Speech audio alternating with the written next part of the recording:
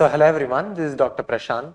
I graduated last year from Madras Medical College and that was in June 2022. So I prepared for the civil services exam around 8 to 8.5 months later, and the years, it's taken at least 1 year for the exams to get over, and this year I've secured the AIR or All India rank 78 in the civil services examination 2023.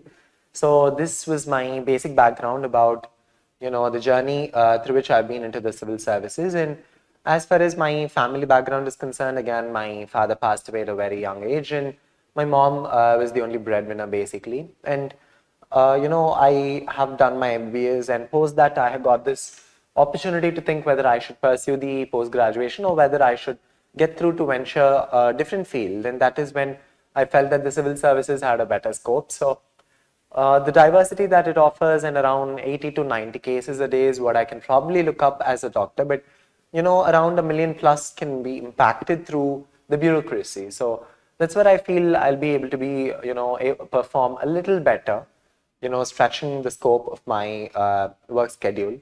So this was something short about my civil services journey. So let's get on to look up my strategy on the civil services. And maybe I think I'll take a little more on the prelims than the mains and the interview. So my focus shall be more on the prelims, especially the next 60 days, if I were to put it up. And out of these 50 productive days is what we have. So maybe these 50 days, you can probably categorize it into 20 and 30 again. And these 20 days can be for revision of the leftover content, and probably the next 30 days is all about giving as many full marks as possible. So I think why prelims, is more important is all the more because people have this mindset that probably mains is more important. But when you actually get to see prelims is the decider, because without the prelims, you probably don't get to go to the mains or the interview.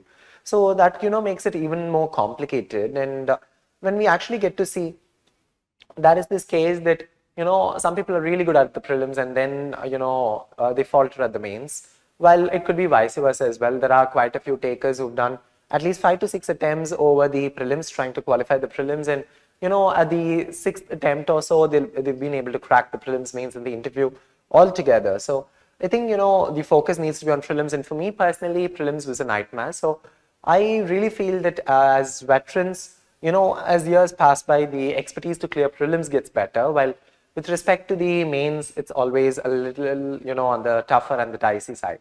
So as far as the prelims is concerned, my sources again would stick to using Lakshmikant for polity, and, the same old economics from Ramesh Singh, and maybe history should be from the NCRTs, nothing new apart from the NCRTs and the spectrum part of it for modern.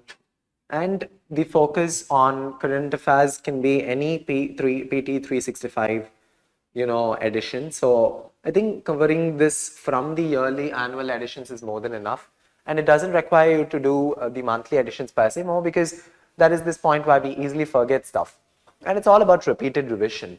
So I think EVS, I probably use the Shankar notes, and, for the geography part, it was NCRTs again, more often. So I think once these 5 subjects are done, I think you're good to go for at least 80%, and probably the current affairs is 20. So people ask this question basically between static and dynamic affairs. And I think, it's pivotal that you concentrate more on the static affairs rather than dynamic affairs, because the static component is what, people should get right. And once, someone gets it right, and if you get it wrong, then that's why, you start faltering. And what really is the purpose of mocks? It's more because you get to understand the sweet spot as to where to stop and where to start attempting questions. So it's about, this position where probably around 85 is what I used to attempt. But then in the actual paper, I attempted 95. And the reason being, I think there is this role of intuition, in the prelims, where you'll not be able to clear-cut give an answer. And maybe that is also the case that it could be a very tough paper, because all these years we've been seeing the prelims get tougher by the day. So I think, it's a nuanced stand between using your intuition and balancing it between, getting across the prelims. Because at the end of the day, there's also this role of fortune and luck associated with it. So I think this intuition will tell you where to stop and where to start. And especially doing it in 3 rounds for the prelims is what, I would focus either. So these 3 rounds have to be, say, the first 30 questions in the first round. And probably I would start with polity. So that is my sweet spot. And then go on for history. And then probably go in for economics. So once these three are done, probably around, 40 to 50 questions is where you will have a gross idea about. So what to do for the rest of the 50 to 60 questions? So probably you should, use your intuition here, try to eliminate options, and if elimination doesn't work, then probably it's, some tricks and techniques do work, and probably that is, where there is this option of only two options correct, working out to be the right answer. So more often that can be correct, though that is not always a rule of thumb. And there is this notion that science and tech always has all of the above as the right answer, or it could be, none of the above is very rarely right. So these are certain techniques which you can probably use. So I think this covers holistically about the prelims, and, being that as the nightmare, especially geography, I would put my focus more on prelims, especially for polity and history and economics. So I think this is what I would advise, for the fellow aspirants as well. And I think it needs to be taken with a pinch of salt again, because what works for one might not work for the other. So this about, let me also address in short, what I would do for the mains. And I think with respect to the mains, it's about presenting your answers point-wise with a value-added content, be it facts, statistics, diagrams, or it could be current affairs related connections, and, trying to add the value addition reports, the committees. So this is all that matters with respect to the mains papers. And I've probably, believed in focusing more on the essay and ethics part, because it is the most scoring part of this exam. And I think, that is what you really need to do, especially with respect to the mains. And as far as the interview is concerned, I think it's about, focusing on your DAF and maintaining confidence or the aura across the conversation. So it's about building a conversation, and that's what they probably check. So there's this fine difference between, being overconfident or being underconfident. And I think it totally doesn't require you to display that, provided, you know the right person you're addressing it to.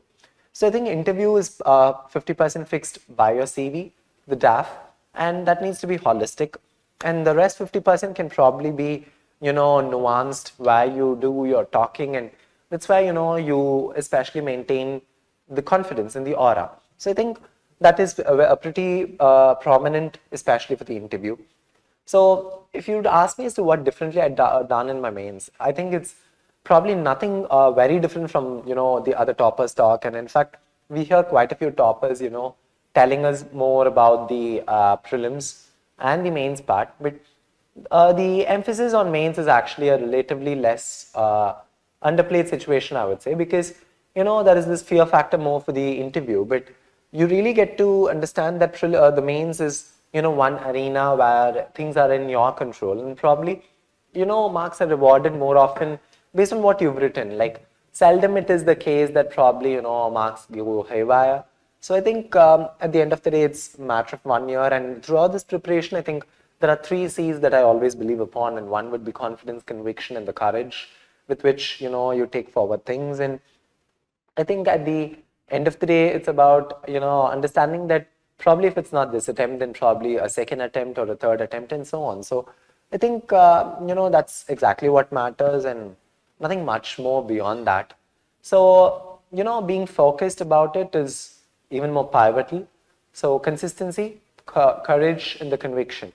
These are the 3 formulas that I would tell fellow aspirants to go with as well. And, having this conviction that you will be able to do it, that is very important in the process. And probably you should have a peer group of friends and family who can, help you out with it, and trust the process per se, because this is an exam which 13 lakh aspirants take, and probably, you land up to be the top 100 or so, or maybe the top 1,000.